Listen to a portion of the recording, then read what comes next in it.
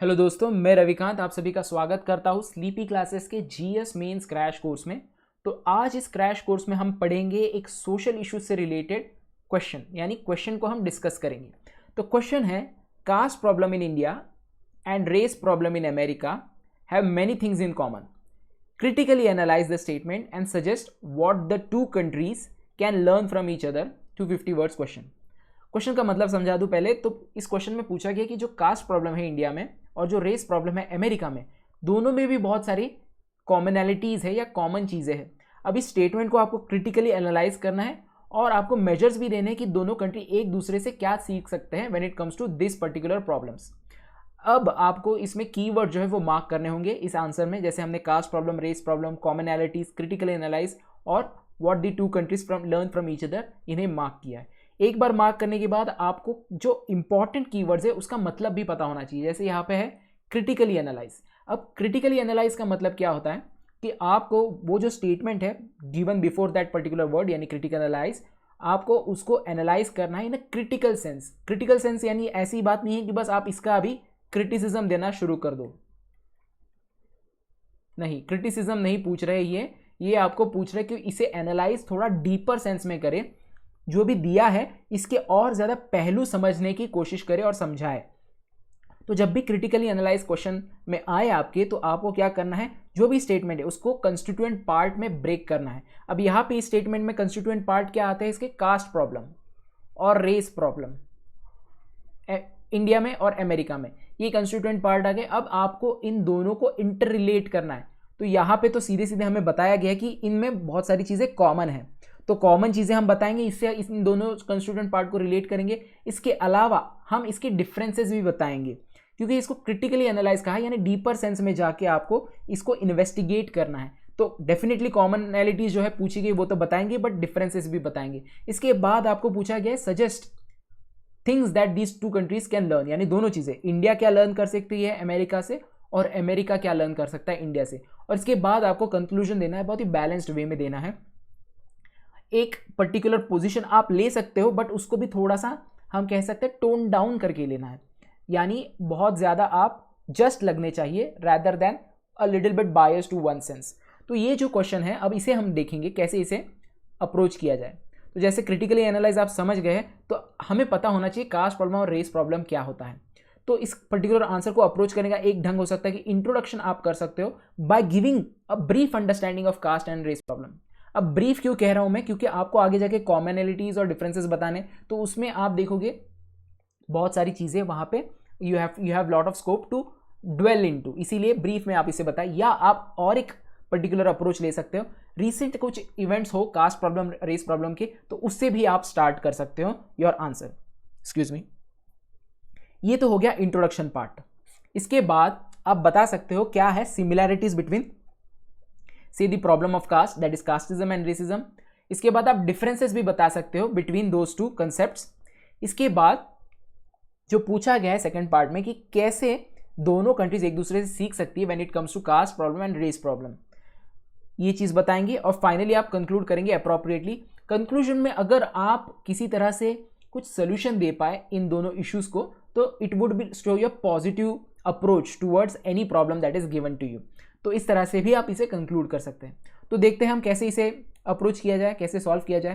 तो जैसे हमने कहा इंट्रोडक्शन में, either we can give understanding of what caste is, race is, और कास्टिज्म और रेसिज्म इज, और we can start with certain events, recent events, यानी बहुत पुराने इवेंट्स नहीं लेने, 1-2 साल के बीच में कोई इवेंट्स हो तो you can start with that. जैसे 2020 में आप देखोगे जॉर्ज फ्लॉयड केस हुआ था यूएस में, एक ब्लैक अमेरिकन को वहाँ पे पुलिस ब्रुटैलिटी में उसकी मौत हो गई थी। और इंडिया में हाथरस गैंग रेप एक रीसेंट इंसिडेंस है।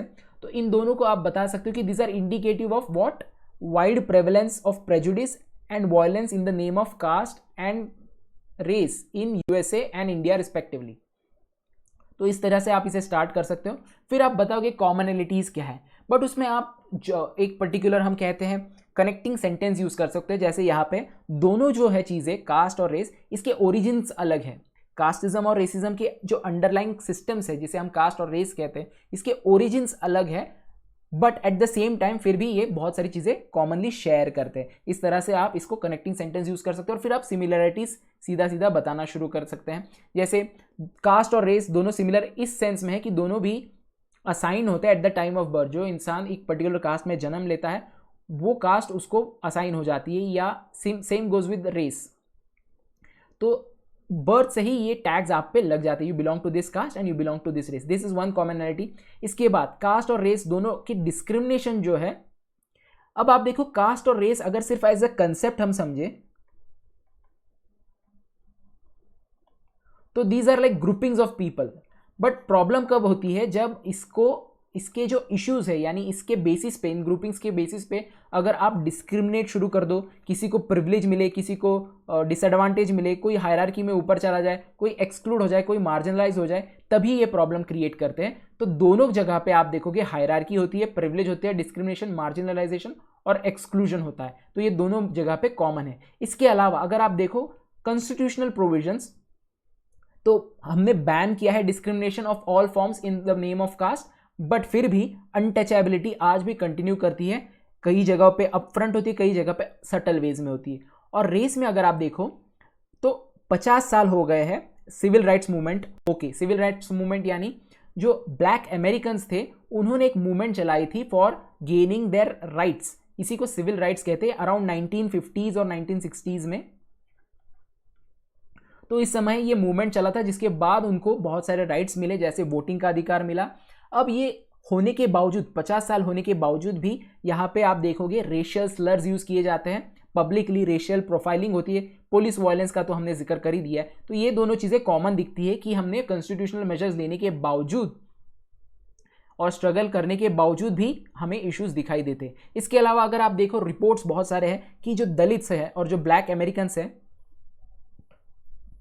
जो प्रेजेंस है इन दोनों कंट्रीज में, इंडिया में और यूएस में, ये डिस्प्रोपोर्शनेट नंबर्स में आपको दिखाई देते हैं इन देयर जेल्स। तो ये भी एक कॉमन चीज दिखाई देती है। अब डिफरेंस के बारे में बता सकते हैं आप कि कास्ट जो है ये ओरिजिनेट हुआ था इंडियन सबकॉन्टिनेंट में, उसको होके 1000 साल हो गए। बट रेस जो है ये relatively newer form of grouping of people है और इसका ओरिजिन है स्लेव ट्रेड। स्लेव ट्रेड के दौरान जब लोगों को लेके जाया गया from Africa to different parts of the countries of the world, से इन यूएसए, तब वो जो है रेशियल डिस्क्रिमिनेशन वहाँ पे शुरू होने लगा। इसके बाद कास्ट जो है ये रिलेटिवली परमानेंट है, लेस परमानेंट है। यानी आप अगर चाहे पूरी इंडिया अगर एक कॉन्शियसनेस उनमें डेवलप हो और वो कहे कि नहीं कास्ट ये ज़्यादा इश्यूज क्रिएट करते हैं रैदर देन सोशल सॉलिडारिटी, तो साथ में मिलके we can abolish caste. But race जो है ये काफ़ी हार्ड है टू अबॉलिश, बिकॉज कास्ट ये एक तरीके से सोशल कंस्ट्रक्ट है कि आपने दिमाग में सोच लिया कि ये पर्टिकुलर पर्सन इस कास्ट से है, ये दूसरे कास्ट से। अगर आप देखो बायोलॉजिकली डिफरेंट नहीं है लोगों की, अगर हम एंथ्रोपोलॉजी के पर्सपेक्टिव से देखें तो भी बहुत ज़्यादा डिफरेंस नहीं है। बट रेस जो है उसमें आपको बायोलॉजिकल डिफरेंस दिखेंगे और वो परमानेंट रहेंगे। इसीलिए जो नोशन है रेसिज्म का वो भी अगर उसके साथ अटैच रहेगा फॉर अ लॉन्ग पीरियड, या हम कह सकते हैं रिलेटिवली परमानेंट है वो कंपेयर टू कास्ट। इसके अलावा कास्ट के जो है वो रिलीजियस सैंक्शन होते हैं, यानी रिलीजियस किताबों में दिया गया है कास्ट क्या होता है, कास्ट के हिसाब से कैसे डिफरेंट ट्रीटमेंट मिलती है दूसरे हर एक इंसान को। बट रेस का ऐसा नहीं है, कोई रिलीजियस सैंक्शन नहीं है। इसके अलावा अगर आप देखोगे इंडिपेंडेंस के बाद हमने कोशिश की है कि कास्टिज्म को अबॉलिश किया जाए by constitutional measure, but America में इंडिपेंडेंस के बाद कई बार रेसिज्म को सपोर्ट भी मिला है उनके गवर्नमेंट के थ्रू। अगर आपको पता हो जिम क्रो ऐसे सेट ऑफ लॉज थे बनाए गए थे स्पेशली इन सदर्न अमेरिका, जहां पे सेग्रीगेशन करने की बात हुई थी, यानी लॉ के through they were segregated and they were discriminated. तो इंडिया में तो at least we can see abolition of casteism if not caste, but in USA we can see government used to make laws which were discriminatory. तो ये चीज हमें difference में दिखाई देती है। अब हम बताएंगे कि इंडिया क्या लर्न कर सकता है फ्रॉम यूएसए। तो सबसे पहले सॉलिडेरिटी, यानी वहां पे अगर आप देखोगे व्हाइट्स और ब्लैक्स दोनों भी इकट्ठा खड़े हो जाते हैं whenever there is some issue with से a prejudice against black people और से police violence under the name of Black Lives Matter that we have seen. But India में ये चीज आपको कम ही दिखाई देती है, ऐसी सॉलिडेरिटी।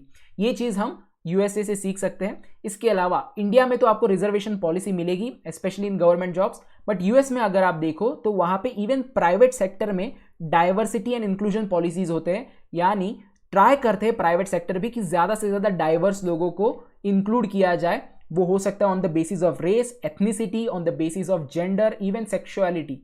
उस हिसाब से they try to include lot of people in their companies and organisation. ये चीज भी हम इंडिया यूएसए से सीख सकते हैं। इसके अलावा लीडरशिप पोजीशन में अगर मार्जिनलाइज कम्युनिटी से लोग जाते हैं उसके इफेक्ट्स बहुत ज्यादा होती है। जैसे एक ओबामा एक्सपीरियंस हम जानते हैं, न्यूज़पेपर में भी आया था। ओबामा एक्सपीरियंस क्या है कि जब बराक ओबामा यूएस के प्रेसिडेंट बने उसके इम्पैक्ट जो है हमें सोशल जस्टिस में दिखाई दिए। बहुत सारे जो स्कूलिंग्स है बाकी फील्ड्स में आपको इंप्रूवमेंट दिखा in the performance of the student from the marginalise community and in other areas. तो उसी तरह से हम इंडिया में भी सीख सकते हैं, कर सकते हैं इसको अप्लाई। जब भी मार्जिनलाइज कम्युनिटी से be it caste be it other form of marginalities अगर वो लीडरशिप पोजीशन में आते हैं उसके इम्पैक्ट जो है मैनीफोल्ड होते हैं। तो ये चीज़ भी हम यूएसए से सीख सकते हैं। अब यूएसए क्या क्या लर्न कर सकते हैं इंडिया से? अगर आप देखो यूएसए में कई जगह पे आपको वायलेंस बहुत दिखाई देता है। जब भी कोई इशू हो जाता है, से कोई एट्रॉसिटी हो जाती है, तो उसका जो इम्पैक्ट है, उसका जो रिएक्शन है वो वायलेंट होता है। कई बार आपने नाम सुना होगा ब्लैक पैंथर मूवमेंट, आपने के का नाम सुना होगा, यूएस में ये ग्रुप थे। अब ये जो ग्रुप्स है ये बहुत ही वायलेंट ग्रुप थे। तो ये जो भी ग्रुप्स है इनके जो डिमांड्स है वो हो सकते हैं फ्रॉम ब्लैक कम्युनिटी और फ्रॉम वाइट कम्युनिटी। ये जो डिमांड्स है वो रिजॉल्व करने के लिए कॉन्स्टिट्यूशनल मीन्स पे आपको ज़्यादा फेथ रखना पड़ेगा, जो आप देखते हो इंडिया में दिखाई देता है। कॉन्स्टिट्यूशनल मेजर्स के थ्रू ही अपने जो ग्रीवांसेस है उसे रिजॉल्व करने की कोशिश की जाती है। ये चीज़ यूएसए लर्न कर सकती है फ्रॉम इंडिया। इसके अलावा यूएसए में अगर आप देखो ब्लैक्स पे ज़्यादा फोकस है। बाकी मार्जिनैलिटीज़ जैसे बाकी के एथनिक ग्रुप्स हो सकते हैं, वहाँ पे जिप्सीज हो सकते हैं, रोमाज हो सकते हैं, मैक्सिकन्स हो सकते हैं, इनके अंदर अगर सॉलिडेरिटी आए, जैसे इंडिया में आपको दिखता है डिफरेंट कास्ट ग्रुप्स एक पर्टिकुलर अम्ब्रेला के अंडर आ जाते हैं, बहुजन मूवमेंट, और उसके through they try to come into power और दे सीक देयर डिमांड्स। तो ये जो चीज़ है ये भी यूएसए सीख सकती है फ्रॉम इंडिया। तो इस तरह से हमने कुछ पॉइंट्स दे दिए कैसे यूएसए और इंडिया एक दूसरे से सीख सकते हैं। कंक्लूजन में मैंने जैसे कहा कि आप एक पोजीशन ले सकते हो और एट द सेम टाइम वो पोजीशन आपकी माइल्ड होनी चाहिए, अदरवाइज आप एक वे फॉरवर्ड रूप में भी कंक्लूड कर सकते हो। जैसे हमने यहाँ कहा है जो कास्ट है और रेस है ये सोशल कंस्ट्रक्ट है। सोशल कंस्ट्रक्ट यानी ऐसा कंस्ट्रक्ट आपने दिमाग में बना के रखा है ये कास्ट होती है, और एक्चुअल में रियलिटी में अगर सब कुछ हम भूला excuse me, if we hypnotize everyone on this country and rub or erase the memory of caste, everyone will feel equal or everyone will have notion of equalness.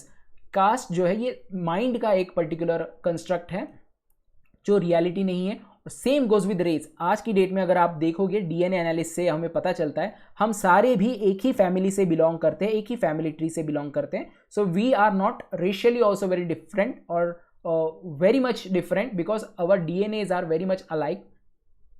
या हम कह सकते हैं रिसर्च हुआ है कि जो डीएनए का मिथ है कि कुछ रेसेस सुपीरियर होते हैं कुछ इंफीरियर होते हैं, इसे बस्ट किया गया है through scientific achievements and advances. तो इसे भी हम सोशल कंस्ट्रक्ट ही समझ सकते हैं। दोनों भी सोशल कंस्ट्रक्ट हैं जो अंडरमाइन किए जा सकते हैं बाय इमेंसिपेटरी एजुकेशन सिस्टम। ऐसा एजुकेशन सिस्टम लाना चाहिए जो इमेंसिपेटरी हो। कई जगह पे आपको दिखेगा अब भी एजुकेशन सिस्टम में भी बायसेस होते हैं, उनको दूर करने की कोशिश की जानी चाहिए और लोगों को फ्री करना चाहिए फ्रॉम ऑल देयर इश्यूज।